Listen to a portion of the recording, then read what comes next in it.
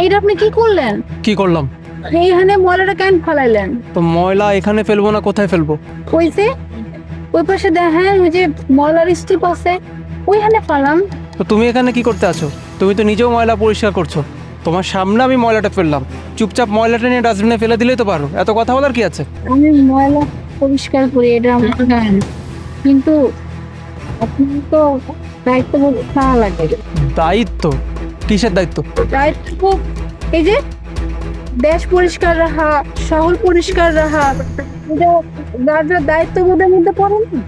এই শোনো, এসব পরিষ্কার পরিচ্ছন্নতার কাজ না আমার না, এগুলো তোমাদের কাজ। আর এই কাজগুলো করার জন্যই তোমাদেরকে টাকা দেওয়া হয়, তাই না? আমরা ময়লা আনবো, ময়লা ফেলাবো, সেই ময়লাগুলো তোমরা কোথায় ফেলবে না ফেলবে সেটা তোমাদের দায়িত্ব, এগুলো আমাদের কাজ না। আর এত বেশি কথা বলো কেন তুমি? তোমার সামনে ময়লা ফেলেছি, ময়লাটা নিয়ে ডাস্টবিনে ফেলে দাও, তাহলেই তো হয়। স্যার, আমি ময়লা পরিষ্কার করি, ঠিক আছে, তাই বলে যে কিছু কইতে পারুম না এটা তো না। শিক্ষিত মানুষ, বেশ পরিপাটি, ভালো পরিবারের সন্তান, তাহলে আপনি কি এতটুকু জানেন না কোনটা ভালো কাম, কোনটা খারাপ কাম, কোনটা করা উচিত, কোনটা করা উচিত না? তুমি আসলে অনেক বেশি কথা বলো, বুঝতে পেরেছো? এত কথা বলার কোনো দরকার নাই, তোমাকে যে কাজটা দিয়েছি সেটা করো। আর হ্যাঁ, ময়লার ব্যাগটা ভালো মতো চেক করে দেখো, এমনও তো হতে পারে যে এর মধ্যে এমন কিছু থেকে গেল যেটা তোমার কাজে লাগবে। আমি আবার ময়লা ফেলার সময় খুব একটা বেশি খেয়াল করি না যে কি ফেলতেছি না ফেলতেছি, হাতের কাছে যেটা পাই সেটাই ফেলে দিই। একটু চেক করে দেখো।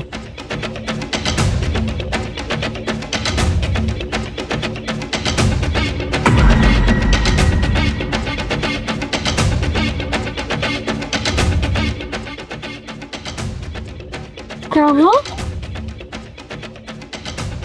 এই ব্যাগের মধ্যে আর কিচ্ছু নাই? আর যে কইয়া গেছিল ব্যাগটা ফালানোর আগে কেন আমি দেখি এমন কিছু থাকতেও পারে যেটা আমার কামে লাগতে পারে। আল্লাহ, ও আল্লাহ, ওই মানুষটাকে পাঠাইছিল এই টাকাগুলো দেওয়ার লেগে। আল্লাহ এসেছিল, আল্লাহ এসেছিল। হ্যাঁ বোন, আমি তো জানি মা মেলা অসুস্থ, কিন্তু বেতন পাইতে তো আরো 15 দিন বাহি।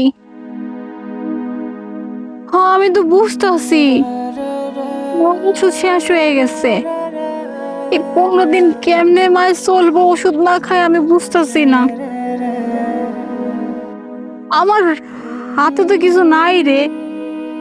আমি ওই যে আমগো সাইডে যে থাকে হেরে আমি কইছিলাম বেতনের কথা, হ্যাঁ আমারে সাফ সাফ না করে দিছে, কইছে কোনো বেতন অ্যাডভান্স দেওয়া যাইব না, মাস শেষ হইব তারপরে বেতন পাবি। কিন্তু আমি বুঝতেছি না রে বোন, আমার মাটা কেমনে থাকবে 15 দিন পর্যন্ত? একদিন ওষুধ না খাইতে পারলে আমার মার শ্বাস প্রশ্বাসে অনেক কষ্ট হয়, কি করবো আমি বুঝতেছি না। হ্যাঁ, আল্লাহ একমাত্র ভরসা। আল্লাহ যদি নিজে কাউরে পাঠায় আমার সাহায্য করার লাগে, তাইলে যদি আমি কোনো গতি খুঁজতে পাই, এছাড়া তো আমি কোনো গতি দেখতেছি না। কেটে দিব আমার এতগুলো টাকা? এমনি এমনি কি কেউ টাকা দেয়? হ্যাঁ, একমাত্র আল্লাহ যদি কিছু করে। আল্লাহর উপর ভরসা করে আছি, আল্লাহ যেন আমার বার ওষুধের ব্যবস্থা করে দেয়, আমি আর কিছু চাই না। আল্লাহ, তোমার তো পুরো লাখ লাখ শুকরিয়া আল্লাহ, এতগুলো টাকা তুমি আমার পাওয়াই দিছো। আমি তো এটা বুঝেই নিয়েছিলাম যে আমি কি থেকে করো, মার চিকিৎসা কেমনে করো। আল্লাহ, লাগলে খুশি আল্লাহ টাকা লাগবে।